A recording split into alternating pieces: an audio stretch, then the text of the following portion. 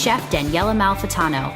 I'll take you from the crop to the kitchen to highlight the local farms, ranches, vineyards, orchards, markets, and more right in your backyard. Join me as I uncover the delicious discoveries of your culinary community.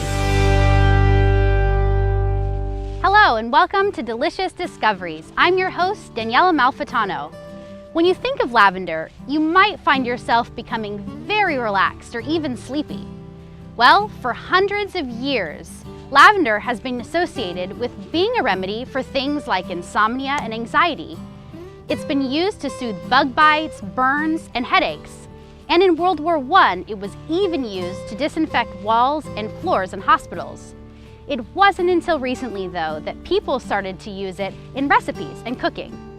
Today, we're here at Bayless Ranch in Biggs, which has deep roots in Butte County's history. The Bayless Ranch family found success early on harvesting rice and later walnuts. But in the 1980s, Donna Bayless decided to try something new, lavender. Donna, thanks so much for having us here on your beautiful ranch. Great to meet you, Chef. Thank you. So tell us a little bit about the history of Bayless Ranch, how you started, and how the daily life works here on the ranch. Well, it works something like this, and we have every day is a new day, just like every season, and this is the season for harvest, and we welcome you into our essence, and we will harvest for anything that you would like to prepare. And today we're doing lavender. We'll be harvesting rose, geranium, and other herbs later in the week. And then we'll move on into pruning in the next season as the seasons go, and we'll be back here doing the same thing next year. Wonderful, Donna. Well, I can't wait to check out the ranch and see all the other great herbs that you have growing here and learn all about Bayless Ranch. Well, that's what we're here to do, and you'll enjoy it, I'm sure. So Donna, what made you decide to grow lavender in the 80s? Well, you know, I think it was something about a visual impact that we could make along a state highway to alert people to change and options in agriculture, and it certainly has done that visually, and then our thoughts continue to roll from there. Chef, you know, something that occurred to me one early morning at sunrise when I was sitting in the farmhouse here on the property. At sunrise, my brain went around to the other side of the globe, and on the same latitude you have Grasse and the south of France and northern Italy. And of course there you have this.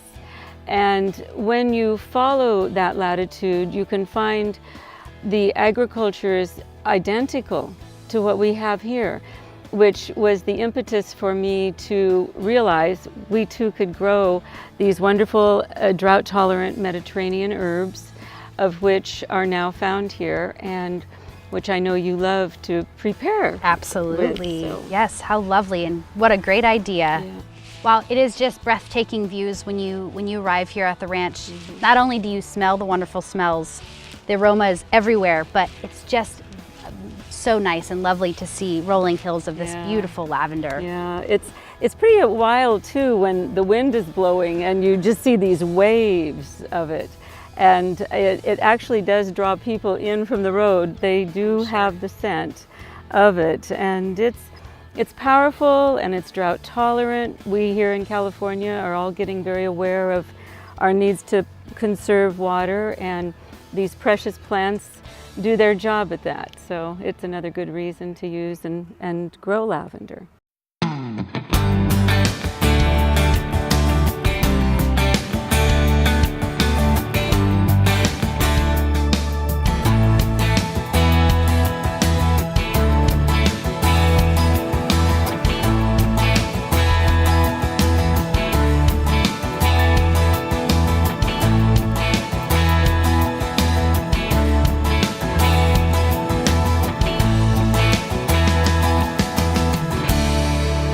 Besides all this beautiful lavender, tell me of the other herbs that you grow here on the ranch. Let's go through those. All right, sure.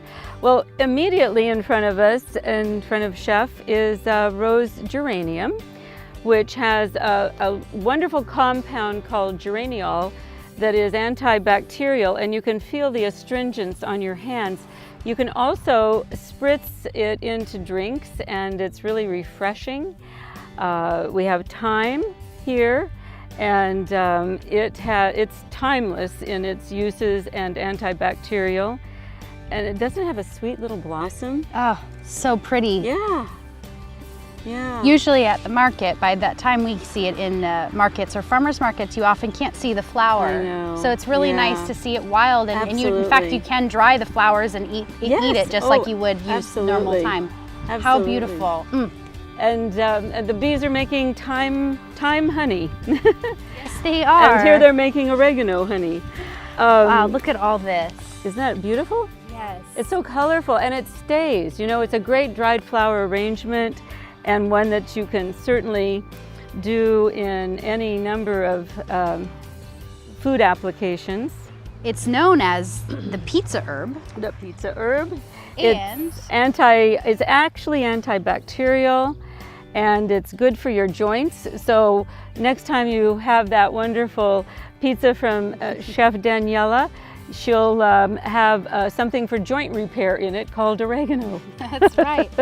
How wonderful. And the smell Yeah. fresh is very fragrant, very warm. You can also dry it by laying it out in the backyard and just letting the sun shrivel the leaves naturally, and keep it in a little container and use it in the kitchen for months and months. Oh boy, I love oregano and grew Isn't it up on great? this stuff. Yeah. So delicious. Yes, it's powerful. And very beautiful. Mother Nature is powerful. And we've just been exploring all the different herbs, and we distill them all into a beautiful liquid, and now you can just spritz it as well. But there's something about the real fresh and beauty if you had a big bouquet of it in your kitchen, and this beautiful little chef in your kitchen. How lucky the world could be. Pretty powerful. Thank you. Well, I can't wait to maybe see the lavender, how it looks once it's distilled. And talk a little bit about all of that. We'll be doing it. In fact, the crew is getting ready to harvest now, and before the end of the day, you'll have an opportunity to see the results of the distillation. Wonderful. Tell me why you decided to plant basil here on Bayless Ranch. Well, you know, Chef, I love the flavor of basil. I love its aroma, and I felt that it would be a fun thing to have in a men's shaving toner after shave. And it's also very antioxidant. That's right. It has so many wonderful health benefits, as well as such a beautiful aromatic smell. But most people don't know basil actually can be used. Basil oil can be used to prevent sinus infections, things like the cold, the flu, and even bronchitis. How interesting is that? That's great. Yes. So we can medicate with it as well. Medicate and enjoy it in salads and in all types of food, sweet and savory. It's sort of a beautiful, wonderful, classic Italian herb that we all love. Absolutely, absolutely. Historically, the first known record of basil was found in India. It was so sacred it was said to be worshipped more highly than kings. In Italy, basil is considered a symbol of love. And in Romania, if a young man accepts a sprig of basil from a young lady, the two are engaged.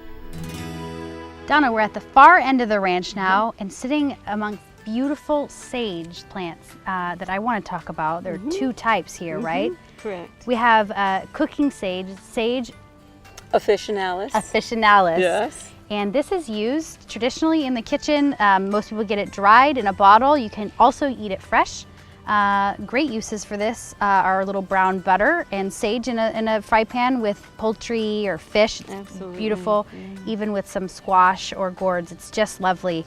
Pumpkin and sage is sort of match made in heaven. It's sort of like peanut butter and jelly, which I love. yummy. And tell me a little bit about this type of sage with larger, much larger leaves. Well, this is the clary sage, and any husbands with their wives going through the change of cycle in life should bring home a huge bouquet of clary sage, because it's a perfect alternative to hormone replacement in menopause.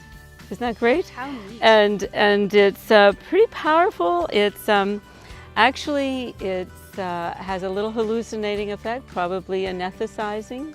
So perhaps that's what they need. I know I did, and I love it. So that is clary sage, and this is sage officinalis. Both of them powerful and fun to cook with and fun to wear. And available right here on the ranch. Hey Donna, you haven't lost me. I I'm know. here in the lemon verbena, this beautiful aromatic herb.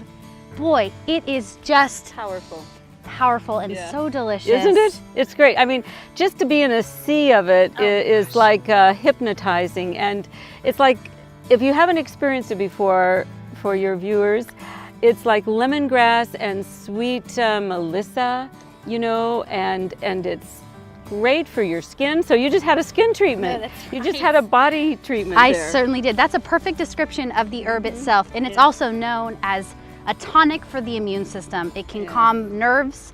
It can be used in tea and cooking.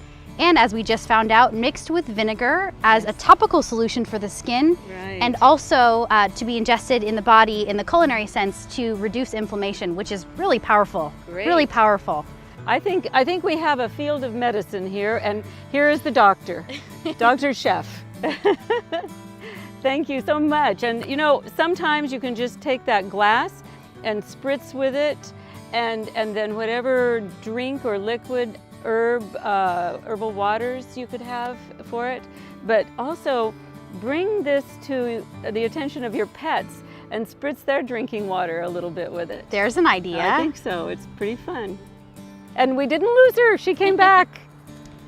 Lavender is such a versatile herb, but it makes it even more versatile because you figured out a way to actually distill the blossoms of the lavender. Tell me about that process. Well, you take a cauldron, something like a container, and with heat underneath it, they bring the essence into there's a steam of hot fluid that comes up through here that releases the chemistry into a funnel, and it goes over to a condenser, and when it chills and liquefies down from the steam, you have captured the essence out of the cauldron. Wow. So that's a typical alembic or steam distillation process. And what we did to validate and confirm the amount of lively chemistry that you get from the plant, we counted the number of blossoms of essence that would go in to this bottle of our product that has 50,000 lavender blossoms of essence in this hand sanitizer. And we had it validated with the university chemistry department at Chico State to validate it, but I was having to go through the first exercise of counting them out and then measuring them, so we had our scientifically approved approach. And it's amazing to see what 50,000 blossoms look like, and that essence could actually fit into this. But that is the chemistry and the beauty of steam distillation. And Donna has carried the theme of sustainability with her throughout her life and lives by it here at the ranch. She calls it her green commitment. Byproducts left over from distilling are used for natural weed control. On the ranch, it's solar and green lighting only. That's right, there are even walls and some insulation made from straw hay bales. And up to 90% of water has been conserved on the ranch thanks to the drought-tolerant plants you'll find throughout this gorgeous property. You've just done it all. Thank you so much, Yeah. Donna, for having us here at Bayless Ranch today. It was just so much fun. We've learned a lot. And I can't wait to get back into the kitchen with some of the herbs and lavender from the ranch and cook with them. And just showcase the beauty and the aromas of this wonderful place. Thank you. Thank you very much. Wonderful. So this is lavender. That's right, this is a flower and it's a very unique ingredient. And I'm gonna show you how we can cook with it. Today, I'm gonna make delicious lavender lime scones. We're gonna begin by putting all of these ingredients into one bowl. I'm gonna start with all-purpose flour. I need 1.5 cups. And you wanna make sure that it's level here.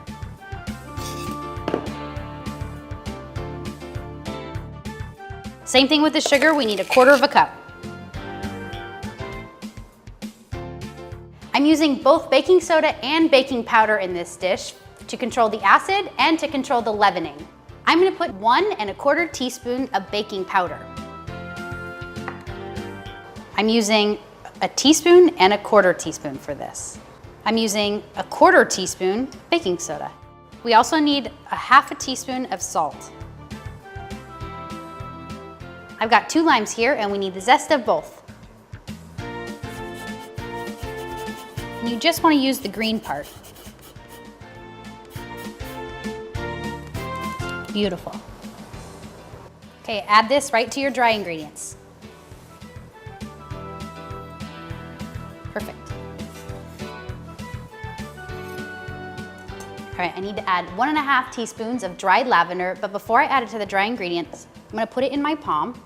I'm using a 1/2 teaspoon here, so I want 3.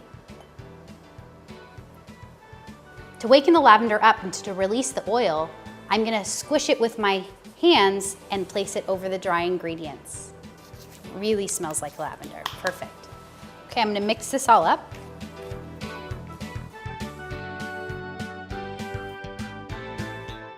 That looks great.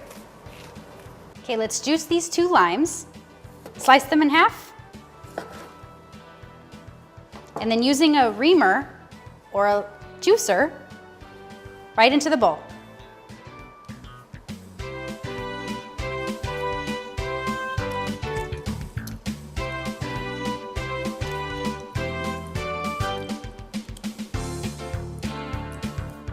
So most scone recipes call for buttermilk, but in this case, we're gonna use whole milk and lime juice.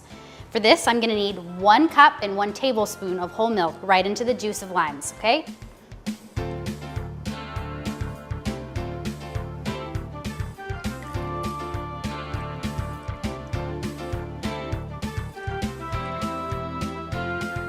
I'm using 1 cup here and 1 tablespoon.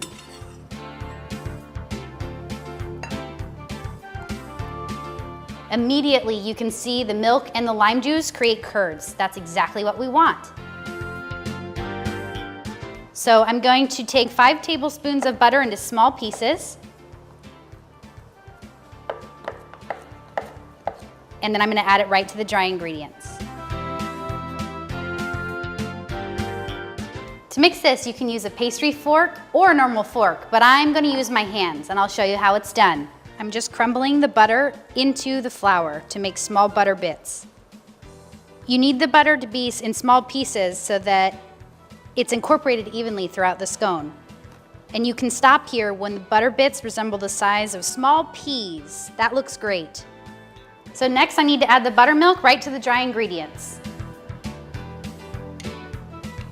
Okay, mix it up using a spatula.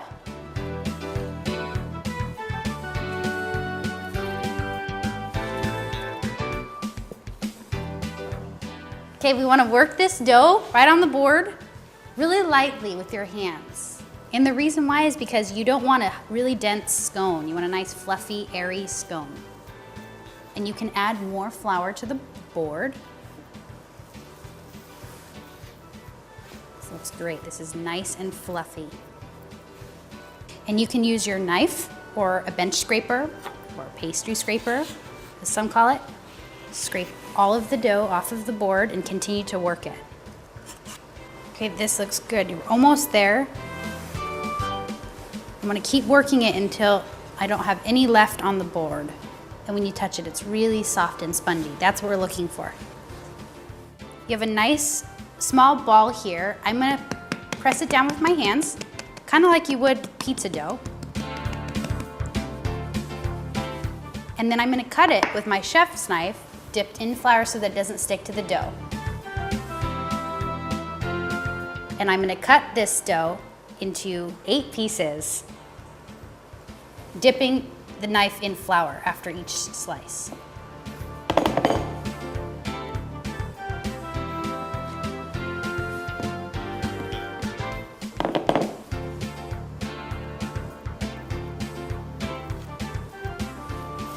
Okay, we'll get these onto a sheet tray and bake them in the oven. What you're gonna need is a sill pad, or you can use parchment paper, but I like using these because they're better for the environment. Take a sill pad, put it right on a baking sheet, And using a cake spatula, you're gonna pick up the scones one at a time and put them on the baking sheet. Be really gentle here. I'm gonna coat these scones with a little bit of whole milk using a pastry brush. And we do this because we want our coarse sugar that I'm about to add at the end to stick.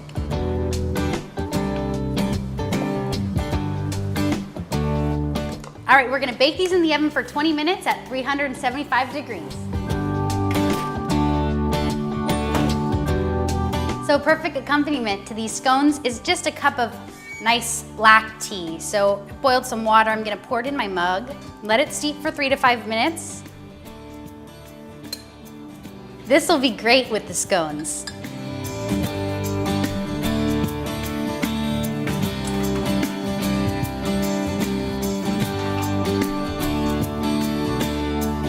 All right, I'm gonna place this on our serving plate, and I'm gonna garnish the plate with a little strawberry.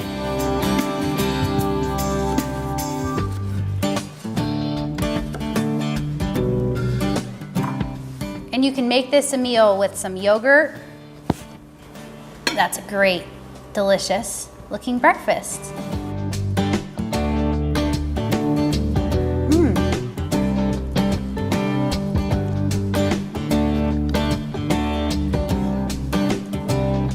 Those are really good. Well, there you have it, another delicious discovery. Thanks for joining me, and I'll see you next time.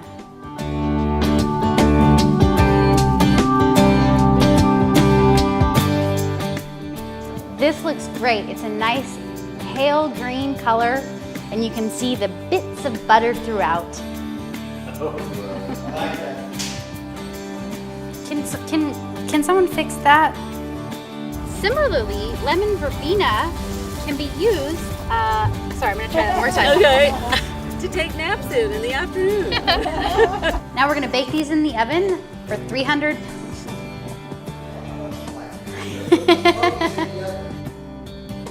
This stuff is lavender.